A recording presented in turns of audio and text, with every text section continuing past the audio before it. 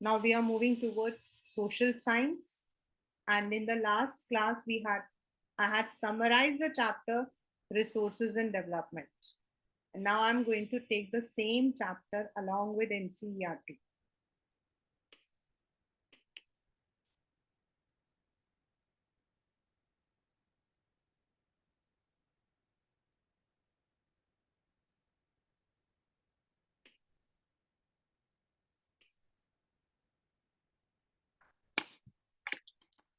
In my last class, I told you that resources, आपको याद होगा, we were talking about the pen and you all also gave me the examples कि हम pen को कैसे कैसे यूज करते हैं.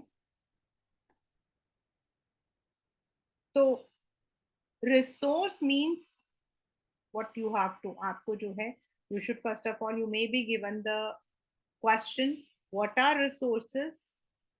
Then give, classify resources on the basis of origin, on the basis of perishability, on the basis of ownership, on the basis of development. आपसे पूछा जा सकता है. So everything available in our environment which can be used to satisfy our needs provided it is technologically, ऐसा नहीं है कि भाई कोई भी नीड, उसको हमें टेक्नोलॉजिकली सबसे पहले वी नीड टू एनालाइज, हमें उसकी फीजिबिलिटी देखनी पड़ती है कि वो टेक्नोलॉजिकली कितना हम उसको यूज कर सकते हैं, है क्या हम कर सकते हैं. Then can we spend the money economically feasible means whether it would be beneficial. And then of course every country has its own culture, her country का अपना कल्चर है, कुछ चीजों को हम एक्सेप्ट नहीं करते. इन इंडिया सर्टेन थिंग्स, जैसे इन इंडिया हमारा जो है, हम काउ की पूजा करते हैं, तो we always respect it as mother. We need to even see कि वो कल्चरली एक्सेप्टेड है, तो that is called as resource.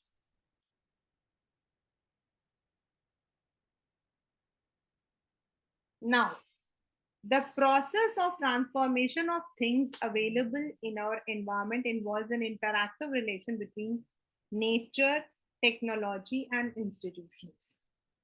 हमारे पास में है, हमें मिट्टी से क्या मिलता है, वी कैन जो है, हम मिट्टी से जो है वी गेट द क्रॉप्स. फिर हम क्रॉप्स को क्या करते हैं, we use it in different forms. For example tea and coffee, they are beverage crops, तो हम उनको यूज करते हैं इन डिफरेंट वेज. किसी भी चीज को हम डायरेक्टली नहीं खाते हैं, certain things are transform to something else, और उसके लिए हमें चाहिए होता है टेक्नोलॉजी, सम इंस्टीट्यूशन, यानी कि कोई उसकी जिम्मेदारी लेता है, एंड देन हम उसको इकोनॉमिक डेवलपमेंट में यूज करते हैं. तो मेनी थिंग, अभी ये पेपर में आया था कि are they free in nature? No, they are not free. अगर आपको लगता है कि भाई रिसोर्सेज फ्री हैं, तो नो, नॉट एट ऑल. ये आपके पेपर के अंदर assertion and reason में आया था. This particular question came in assertion and reason. so they are not free, we need to pay. अब पे का मतलब ये थोड़ी कि हम उनको पे कर रहे हैं, means it takes lots of time to grow them, it takes billions of years for the minerals to form. So they are not free gifts, they are the function of human activities. हम लोग भी resources हैं, we are human resource, और हमारे पास जो environment में चीजें हैं, हम उनको अलग अलग तरीकों से यूज करते हैं. अब that day I told you, आपके पेपर में 2 मार्क्स में आ सकता है, because now you have the 2 marker question. तो 1 मार्कर, 2 मार्कर, 3 मार्कर, 5 मार्कर. तो you may be asked differentiate between biotic and abiotic, or classify resources on the basis of biotic or abiotic, or you may be even given animal, dash minerals abiotic. तो आपको बताना है कि animals क्या है। You may be getting the questions in these kinds of pattern. तो जिसमें भी लाइफ होता है, anything which comprises of life is classified as biotic. bio, bio. And a means without, on the basis of exhaustibility. ये वाला question 3 marker में आया है। Differentiate between renewable and non-renewable. And this question is very common to this geography as well as to economics first chapter development. So anything which can be remade, renew, जैसे water is a renewable source. बारिश आती है, नदियों में पानी आता है, the water table is formed. Where आपके जो मिनरल्स हैं, they are non renewable, they can not be renewed immediately. On the basis of ownership, individual, community, national and international, and on the basis of development, potential development, develop stock and reserves. Let us now come to the 1-1.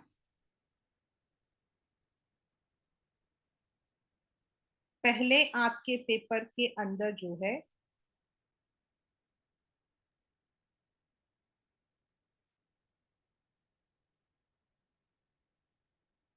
there was a complete what you call as description about all of them.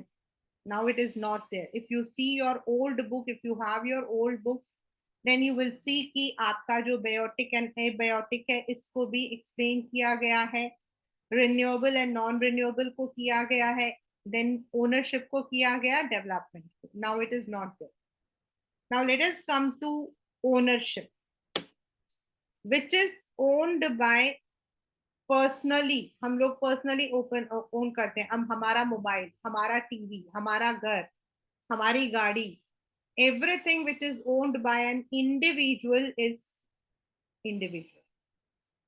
जो हम मिल के, like school आपका community है, सब बच्चे जाते हैं to school, park, temple, then any resource which is found with in the boundaries of a nation, किसी भी नेशन के बाउंड्री के अंदर, जैसे river Ganga belongs to India but Tsangpo is China, Brahmaputra is India. तो when it is flowing, when it is there inside a country, it is national.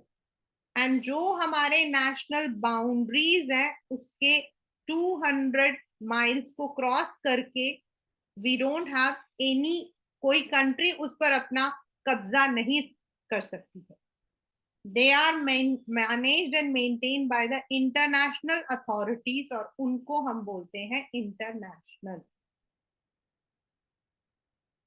Then on the status of development, हम जब हमारे पास में आया सामान, हम उसको how we can develop it, potential. कुछ चीजें ऐसी होती हैं जिनमें कैपेबिलिटी होती है। Potential means they have the capability, but हमारे पास शायद उतनी टेक्नोलॉजी नहीं होती। सोलर एनर्जी हमारा पोटेंशियल। डेवलप, जिनको हम आइडेंटिफाई कर चुके हैं, we have the technology also.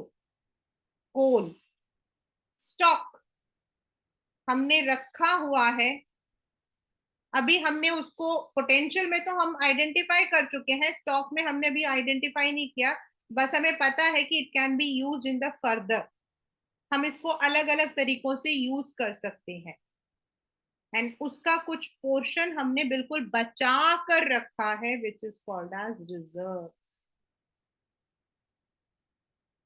Now when we say resources, तो सबसे बड़ी बात क्या है, over the period resources have been depleted.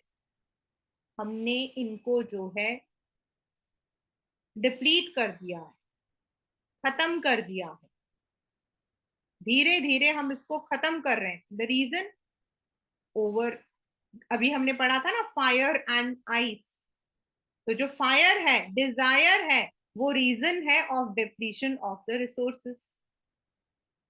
क्योंकि कुछ हमारे इन, मतलब कि अगर हम वर्ल्ड को देखते हैं तो हम वर्ल्ड को डिवाइड करते हैं इनटू थ्री वर्ल्ड, तीन वर्ल्ड में डिवाइड करते हैं इन पॉलिटिकल साइंस।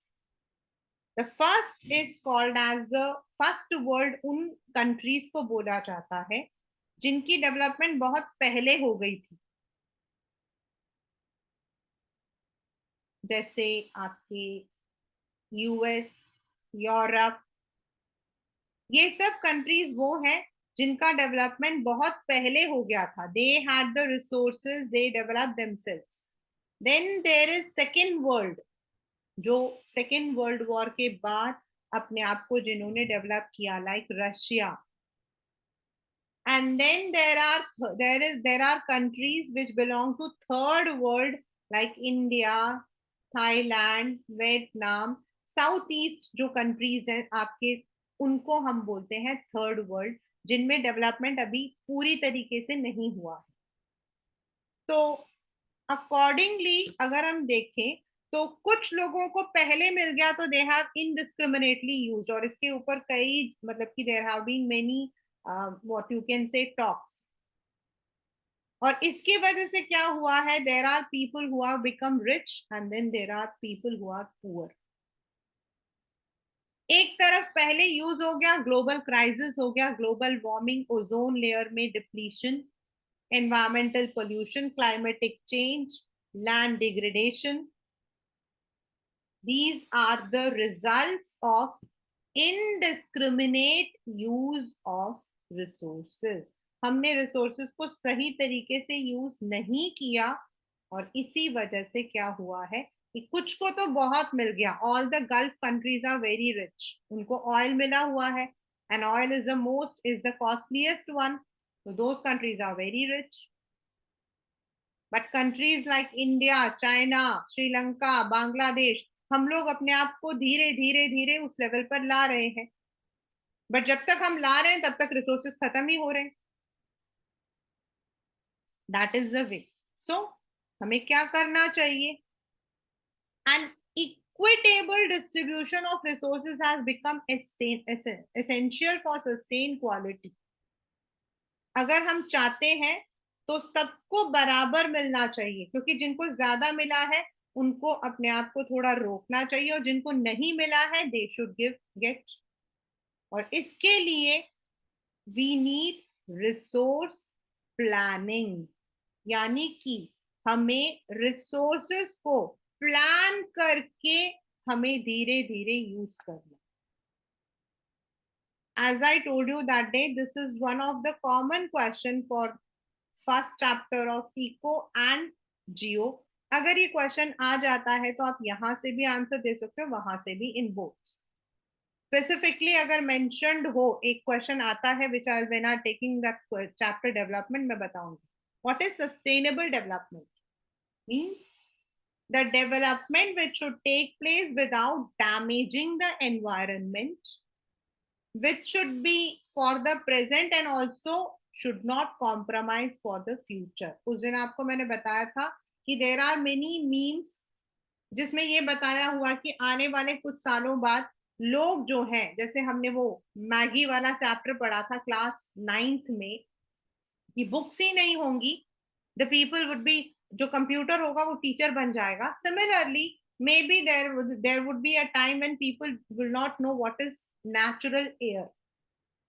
अभी भी बहुत हम लोग जो है, we are not now moving towards airy one. हम कहाँ जाते हैं? I remember when I was in, मतलब जब मैं छोटी थी तो ऐसा नहीं था कि, but we would be coming from the school around 2-2:30 तक स्कूल आते थे। हमारा सिस्टम थोड़ा डिसिप्लिन वाला था।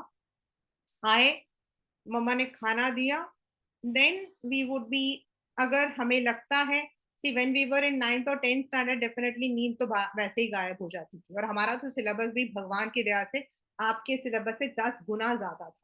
और हमारा तो, मेरा तो सिस्टम स्पेसिफिकली वो था, 9th एंड 10th के दोनों का सिलेबस आता था 10th में।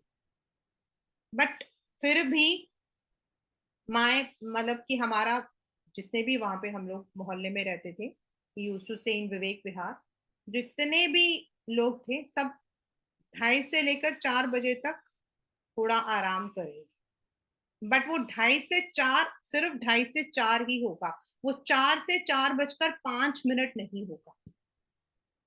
एंड देन जैसे वो घंटी बजती ना स्कूल में, मेरी मम्मा मुझे उठा देती थी, चलो मूव, बाहर जाओ, बाहर जाओ, move out.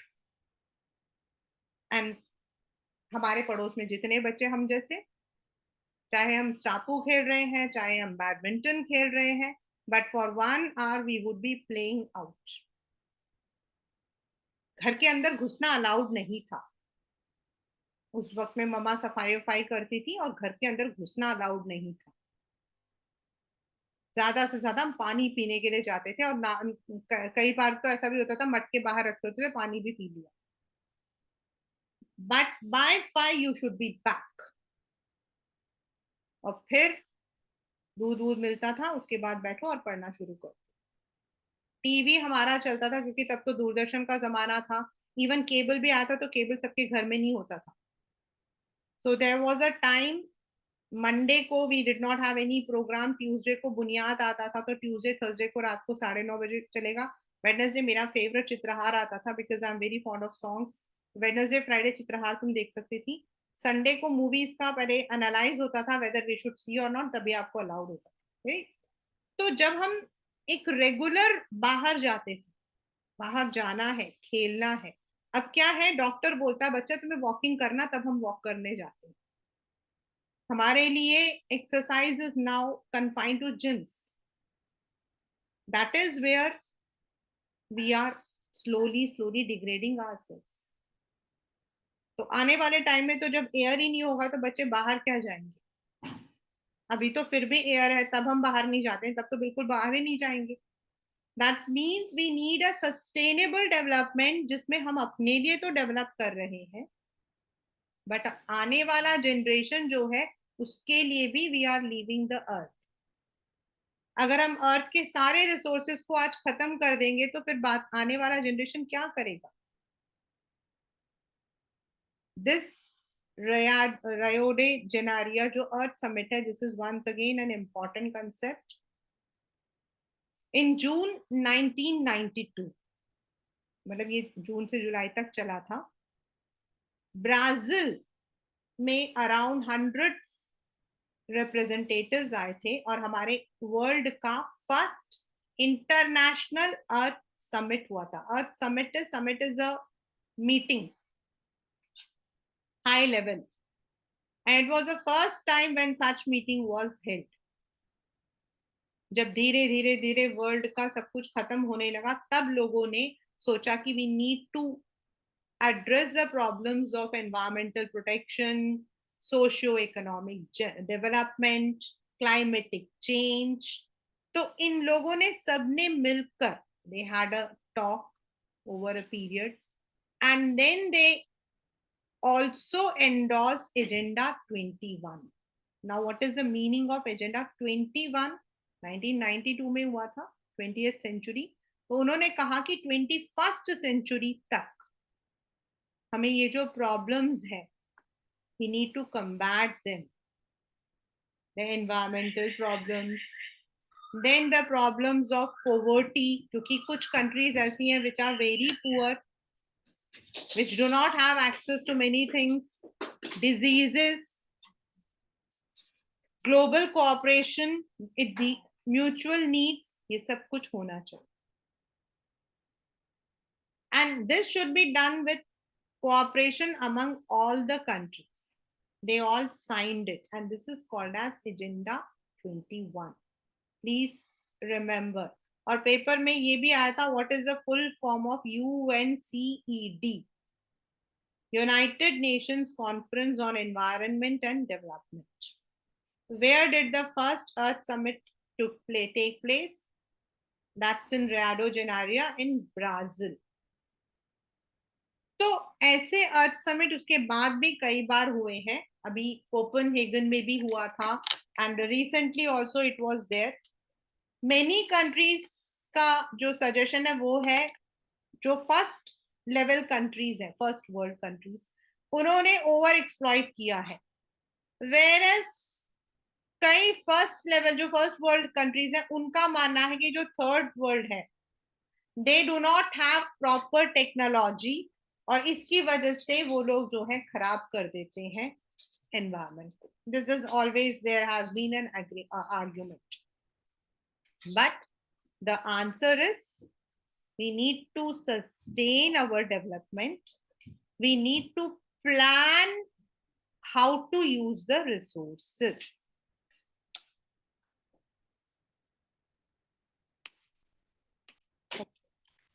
So till now we said that it is very important to plan the resources. हम रिसोर्स को कैसे प्लान करते हैं? रिसोर्स प्लानिंग मीन्स जो भी हमारे पास सामान है, एनीथिंग से, आपके पास मैम ने आपको बोला चार्ट बनाना है, ठीक है, now you have a sheet of paper, now how you are going to use, आप इसको नहीं मेरे पास तो कम है मेरे को और लेकर आना पड़ेगा, अगर आप उसी को यूज करो, कितना है सबसे पहले देखो, how much it is there, then what you need, उसको आप बेस्ट कैसे यूज कर सकते हो, दैट इज रिसोर्स प्लानिंग. तो resources means water, agriculture, forest, minerals, energy resources, these are all there around us, and judiciously use करना, it is very important. हमारे यहाँ ऐसे कई मतलब कि states हैं जहाँ you have rich source of, जैसे आपका this क्या सॉरी तमिलनाडु, नेवेली, यहाँ आपकी बहुत तेज हवा चलती है. Then you have Rajasthan, solar energy, but you have areas like north east जहां धूप तो होती ही नहीं है लेकिन वहां पानी बहुत है.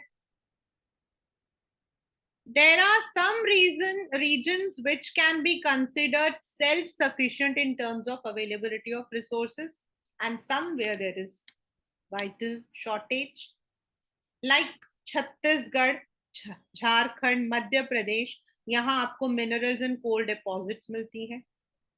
अरुणाचल प्रदेश, उस दिन भी आपको मैंने बताया था, यहाँ आपको वाटर, देन आपके माउंटेन्स है, लेकिन वहां इंफ्रास्ट्रक्चर यानी कि रोड बिछाना बहुत मुश्किल है. Rajasthan is very well endowed with solar and wind energy, वहां पानी की प्रॉब्लम है. The cold desert of Ladakh is relatively isolated, लेकिन वहां कल्चरल हेरिटेज बहुत अच्छा, लेकिन ना तो पानी है, ना इंफ्रास्ट्रक्चर है, ना मिनरल्स है. तो इसका मतलब क्या है, कहीं ज्यादा है तो कहीं कम है, और अगर हम प्लान करें state wise, region wise, local wise, तो हम इन जो भी हमारे पास रिसोर्सेज हैं हम उनको यूज कर सकते हैं. अब एक जगह पे पड़े पड़े तो वो खराब ही होगा. अब हमारे इंडिया के अंदर स्पेसिफिकली इन द जो आपका भुज है, इन मतलब की गुजरात, भुज के अंदर you have a very good plant, आपके वहां पर जो है प्लांट है, वो क्या करता है, जो आपकी दूध के बॉटल्स होती हैं जिनमें दूध भर के आते हैं उनको क्लीन करता है, and that entire plant is run by solar energy. लेकिन हमारे पास अभी डेवलपमेंट नहीं है, और डेवलपमेंट से ज्यादा तो हमारा दिमाग नहीं है.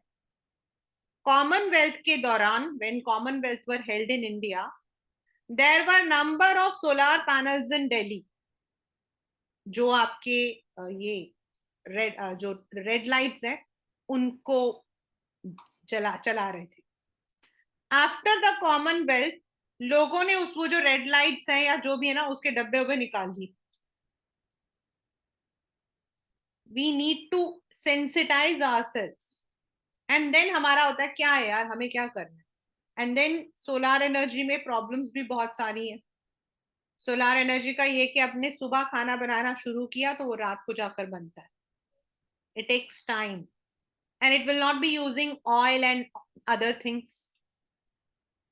आपका ये है in Pataudi village.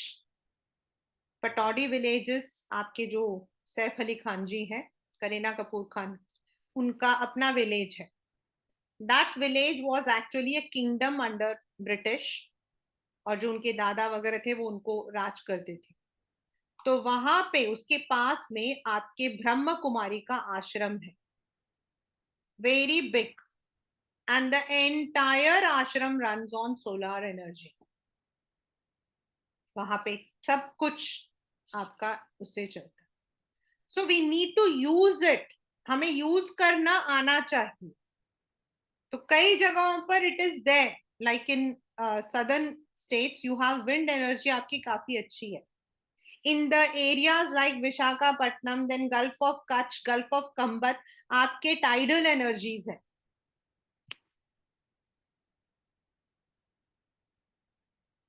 Yes, it is possible to alter the energy that we exert from the solar energy, but we need the technology which is still not there with us.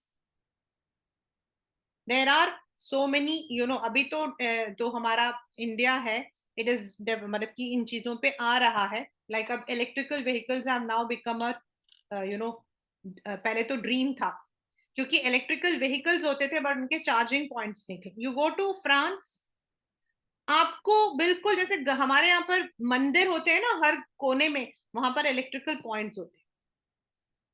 It's there.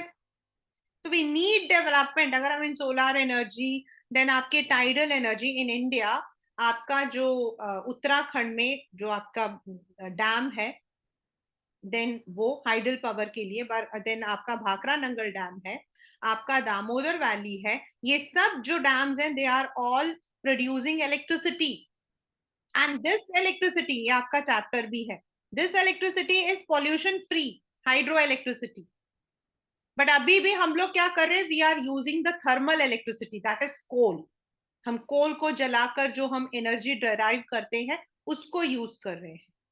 तो if we are able to use it, plan करके हम use करें, तो ये जो problems है इन्हें हम खत्म कर सकते हैं. Now how do we plan resources in India? इसके आपके पेपर में आता है 3 मार्क्स का question, write the steps in resource planning. आया हुआ है मतलब. It is a complex process. पहला, आइडेंटिफाई एंड इन्वेंट्री. इन्वेंट्री का मतलब होता है स्टॉक, कितना रिसोर्स है एरियाज में. लाइक इन हमारे यहाँ पर if we go to Jammu Kashmir, we have some other resources. वहां आपके फ्रूट्स वगैरह, आपके जितने ड्राई फ्रूट्स हैं, they are all there. You come down to Punjab, agricultural resources, Bhakra Nangal Dam and all water resources. Then you come to Uttar Pradesh, again you have the agricultural and other. आप मध्य प्रदेश, छत्तीसगढ़, छोटा नागपुर आ जाओ, आपको minerals and metals मिलते हैं. You go to gulf of Khambhat और Kutch, you get the tidal energy. तो सबसे पहले आपको देखना पड़ेगा कहाँ कितना है. मीन्स सर्वे करना, मैपिंग एंड क्वालिटेटिव, मतलब हम उसको कितना यूज कर सकते हैं. नाउ लेट अस टेक कोल. कोल हमारे पास 4 हैं, पीट, लिग्नाइट, बिटुमिनस, तो मेटलर्जिकल. तो जो हम किस कोल को, हम लोग क्या करते हैं, हम बिटुमिनस को यूज करते हैं. अगर हम बिटुमिनस को यूज ना करके we are able to use lignite और पीट, तो हम तो क्वालिटी कितना है उसको पहले एनालाइज करना. The second step is planning structure, यानी कि उसके लिए कौन सी टेक्नोलॉजी हमें चाहिए, कितना स्किल्स चाहिए. The IIT peoples they go on for all these. Then overall national development में हम उसको कैसे यूज कर सकते. India has been doing it from its first 5 year plan. हमारा first 5 year plan was on agriculture. Second 5 year plan was on industries. तो हम कोशिश कर रहे हैं, बट सिर्फ अवेलेबिलिटी से कुछ नहीं होता है। वी हैव टू सी कि हमारे यहाँ Odisha, it's economically backward, there are some regions in Odisha, Bihar. तो हमें देखना है कि हमें उन रिसोर्सेज को हम कैसे यूज कर सकते हैं। द हिस्ट्री ऑफ कॉलोनाइजेशन, ये वाला जो पैराग्राफ है, this tells that how did the British deplete our resources, हमारे रिसोर्सेस को उन लोगों ने कैसे डिप्लीट किया था। द दैट हमारा definitely India was called as the gold, सोने की चिड़िया, गोल्डन बर्ड, और इसीलिए फॉरेनर्स यहाँ आते भी थे। इनफैक्ट हम उन दिनों में we were more technologically develop, but उन लोगों ने धीरे धीरे हम पर अपनी सुप्रीमेसी की। हमारे जो रिसोर्सेज हैं, लाइक इंडिया का अगर हम हिस्ट्री पढ़ते हैं, which you will be reading in your making of India global world, you will see that हमारे यहाँ कॉटन बहुत था, and India was a leading exporter of cotton. हमारे यहाँ से कॉटन क्लोथ सब जाते थे, बट जब वो आए तो उन लोगों ने क्या किया, कॉटन के क्लोथ्स को बंद कर दिया और यहाँ से रॉ कॉटन भेजते थे। उससे हमारे इंडस्ट्रीज पर बहुत फर्क पड़ा। So resources can contribute when they are accompanied by appropriate technological institutional, or India has experienced all this in different phases of colonization. It is not only availability but also technology, quality of human resources. अब कोल हमारे यहाँ पहले से ही था, we can use coal in different forms. पानी हमारे पास हमेशा था, we can use water for different purposes, but we don't have the technology, we don't have the brains मतलब brain है, but पढ़ाई लिखाई करेंगे तब हम उसको यूज कर सकते हैं ना। the people who are engineers, those people who are in the research, वो यही तो करते हैं। so this means resource planning एक बहुत ही लंबा प्रोसीजर है। now we need that resources है, India is rich in resources, लेकिन अगर हम उसको इरेशनल मतलब बिना सोचे समझे कंज्यूम करेंगे, ओवर यूटिलाइज करेंगे, तो हो सकता है कुछ लोग तो बहुत रिच हो जाएं, कुछ पुअर रह जाएं। जैसे Gandhi ji had said, there is enough for everybody's need, not for anybody's greed. मतलब उनका मानना था the greedy and selfish individuals and exploitive nature of modern technology is the root cause. उनको मानना था। He was against mass production and wanted to replace it with production by the masses. ये paper में आया था, not now but 5-6 years back. What does it mean? It means he was against the machines, क्योंकि machine mass production करता है, एक ही बार में सब कुछ निकाल देता है। And production by the masses का मतलब होता है लोग, यानी कि he wanted people to use more organic, he wanted people to use more handicraft, हाथों से बनी चीजें, उससे एम्प्लॉयमेंट आपकी ज्यादा होगी और हमारे रिसोर्सेज भी धीरे धीरे खत्म होंगे। he wanted that. At the international, this will be the last one, sorry, land resources का हम utilization तक पढ़ेंगे। At the international level, Club of Rome advocated resource conservation, और Schumacher, SCHUMACHER, उन्होंने अपनी बुक लिखी थी जिसका नाम था स्मॉल इज ब्यूटिफुल। ये मैं इसलिए एम्फसाइज कर रही हूँ क्योंकि this is an MCQ question. He wrote about this Gandhian principle. Similarly, Brundtland Commission is a very important commission, मतलब it's a group of people जो sustainable development को बहुत मद्देनजर रखते हैं। पहले हमारा 11th स्टैंडर्ड में इंग्लिश में चैप्टर भी था, बट अब ये हट गया है। उन्होंने उसमें एक बुक थी आर कॉमन फ्यूचर, उसमें भी मेंशन किया गया है that we need to plan our resources, we need to sustain our development. So that is what we call as resource planning. As that day I told you that there are two things, एक है हमारा land और दूसरा है हमारा soil. उस दिन आपको मैंने बताया था कि आपकी बुक के अंदर सॉइल का राइट साइड में फोटो बनी हुई है, that what is soil and how it is formed. उस दिन जब आपको मैंने बताया था that soil is मतलब कि a living being, हम soil को जो है living being कहते हैं, soil is a living system. तो दो हमारे मेन है, चाहे हमें एग्रीकल्चर मिल रहा है, फॉरेस्ट मिल रहा है, तो हमें मिलता है लैंड से. जो क्रॉप्स हैं they are grown on the soil, the different kinds of crops are grown on different kind of soil, the different kinds of soils are formed due to different rocks. तो हमारा पहला आता है land on which we are living. The entire natural vegetation, wildlife, humans, everything is done on the land only. और हमें land को बहुत ध्यान से यूज करना चाहिए.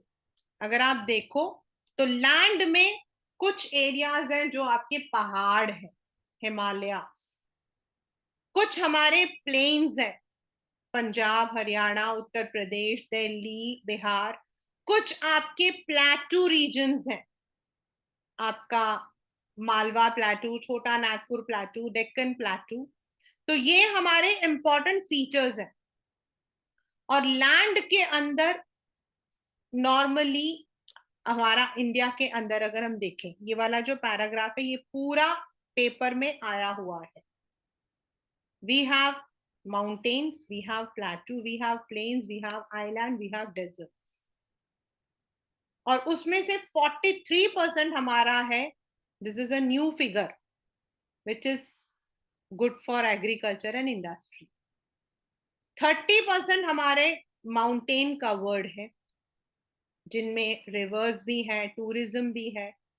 27 हमारा जो है वो है प्लेटू रीजन, यानी कि 43, 30 एंड 27 कम्स टू 100%. आपका 100% आता है. हम यूज कर रहे हैं इसे एज फॉरेस्ट. कुछ एरियाज हैं जो बिल्कुल खराब हो चुके हैं, बैरन मतलब इनफर्टाइल. देन कुछ को हमने कंस्ट्रक्शन, फैक्ट्री, रोड ये सब बना दिए हैं. कुछ हमारे ऐसे हैं जो पैस्चरल कम्युनिटीज हैं, लाइक आपकी महाराष्ट्र में धंगर, ऊपर आपके देन तमिलनाडु वगैरह में कोरवा, कोरबास, देन आपके ऊपर. तो ये वो लैंड है जिनको हम यूज करते हैं only for the grazing land. कुछ ऐसे हैं जिनमें हमने क्रॉप्स वगैरह लगा रखे, we are not using it for agricultural present.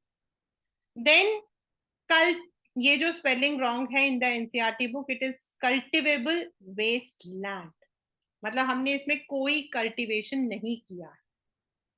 Then is fallow land. As I said, in India there are some farmers जो एक हिस्से को यूज करते हैं फॉर कल्टीवेशन और दूसरे हिस्सों को छोड़ देते हैं टू रिटेन द फर्टिलिटी. उसको हम फैलो लैंड कहते हैं. तो अगर हम देखते हैं तो नेट सोन एरिया जिसमें हमारे क्रॉप्स आते हैं, the crops which are useful for our living, उसको हम बोलते हैं नेट सोन एरिया. लेकिन अगर उसी एरिया को हम दो बार, मतलब we are using that land for growing the crops more than once, उसको हम बोलते हैं ग्रॉस क्रॉप्ड एरिया. ये जो 5th पार्ट है ये आपका MCQ का पार्ट है. This is a part of your MCQ. What is net sown area? मतलब एक लैंड है, उसमें आपने कितनी एरिया में क्रॉप्स उगाए. लेकिन अगर आप उसी एरिया में एक की जगह दो बार उगाते हो, जैसे हमने पालमपुर में पढ़ा था, देयर आर सम एरियाज जिसको हम दो बार यूज करते हैं.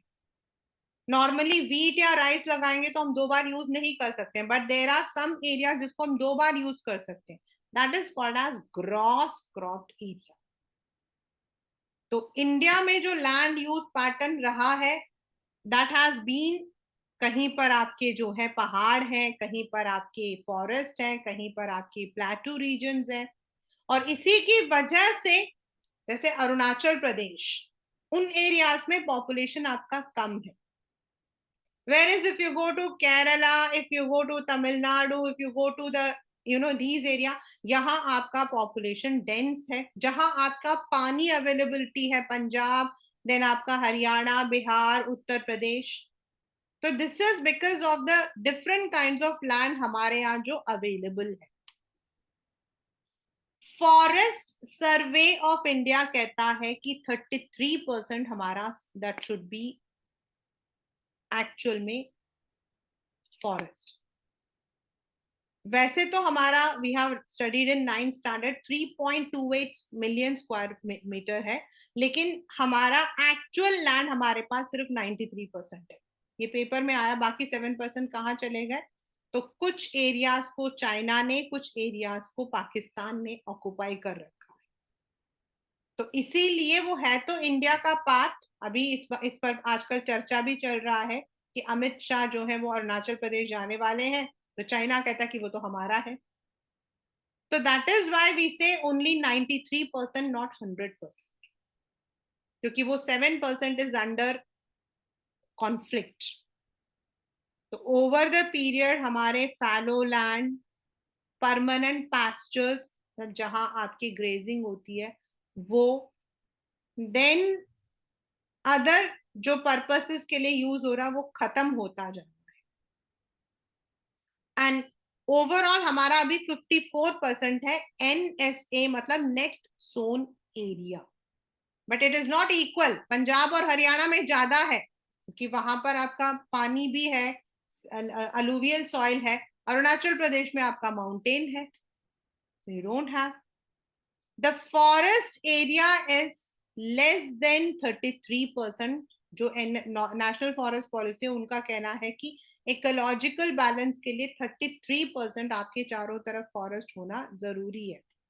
बट हमने फॉरेस्ट को काट दिया है, कुछ एरियाज हमारे वेस्ट हो चुके हैं, मिट्टी हो चुकी है, रॉकी हो चुका है, किसी में हमने उसका नाम क्या है, माइनिंग कर ली है, कहीं पर हमने रोड बना दिया है। एंड ओवर यूज की वजह से हमारा जो लैंड है वो डिग्रेड होता जा रहा है।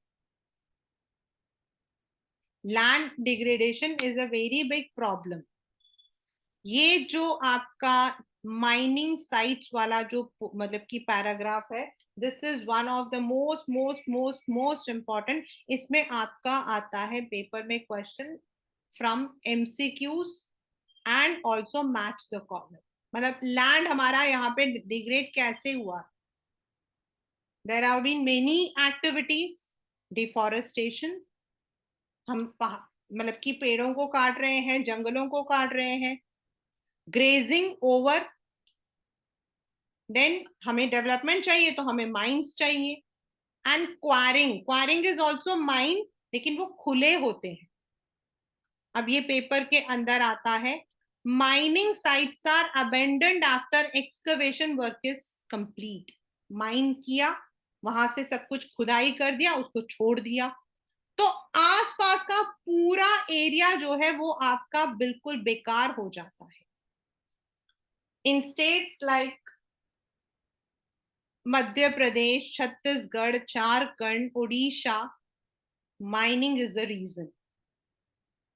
In states like Gujarat, Rajasthan, Madhya Pradesh, Maharashtra, over grazing is the reason. ये आपका मैच द कॉलम है। इन पंजाब, हरियाणा, और ये आपका ट्रू एंड फॉल्स में भी आया हुआ है। And Uttar Pradesh, over irrigation, क्योंकि यहाँ अलूवियल सॉइल है तो हम यहाँ पे ओवर इरिगेट करते हैं। दिस इज, और ओवर इरिगेट करते तो क्या होता, हमारा जो वाटर टेबल है, धीरे धीरे जो पानी की मात्रा होती है वो कम हो जाती है, और जो नीचे सेलाइन होता है, सॉल्ट होता है, वो ऊपर आ जाता है। उससे हमारा जो सॉइल है वो खराब हो जाता है.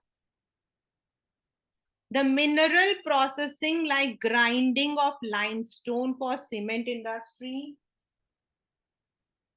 then ceramic industry, it retards the process of infiltration. अगर हम लोग कहीं पर मतलब ये यूज करते हैं, मिरर बना, जो कुछ भी बनाना हो, लाइमस्टोन को यूज कर रहे हैं सीमेंट बनाने के लिए.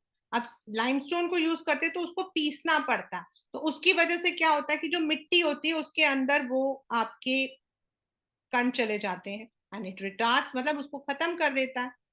देन जहां इंडस्ट्रीज हैं वो लोग क्या करते हैं, या तो अपने वेस्ट को उठा के फेंक देंगे, या फिर specifically in Delhi, in model town, model town के पास में देयर वाज वन प्लेस जहां पर क्या हुआ था, बहुत सारे लोगों को कैंसर हुआ, स्किन कैंसर. पहले तो लोगों को पता नहीं लगा, but later on when it was found, उन्होंने देखा कि वहां पर इलेक्ट्रॉनिक जो वेस्ट है, यानी कि जो आपके कंप्यूटर्स वगैरह होते हैं उसके अंदर जो उनको फेंक दिया जाता है, उसके जो सोर्सेज हैं उनसे वहां का जो लैंड था वो खराब हो. We need to we need to also see that इनको हम जो है ऐसी जो चीजें हैं जिससे लैंड खराब होता है उसे हम बचाएं. ये सारा आपका जो है लास्ट में भी है. So there is no need, land और सॉइल दोनों के लिए सेम है. That is planting of shelter belts, control on over grazing, proper management, disposal, ये सब कुछ आपका लेटर है. मतलब how can you reduce land degradation. So this is what we call as resources and development, classification, resource planning, the first Earth Summit, then the use of land and the reasons for land degradation. We would be continuing the same chapter, that is because जो second हमारा है वो है soil. पहले हम पढ़ेंगे soil के बारे में, फिर हम पढ़ेंगे the different kinds of soils in India, that's alluvial, red and yellow, black soil, laterite soil, arid soil, mountain soil, and then soil erosion and ways to conserve the soil. Along with that, we would also go for the map question. इस chapter में से आपका जो map है वो identification के लिए आएगा. So that will be the chapter. So in our next class, we would be taking up the concept of soil.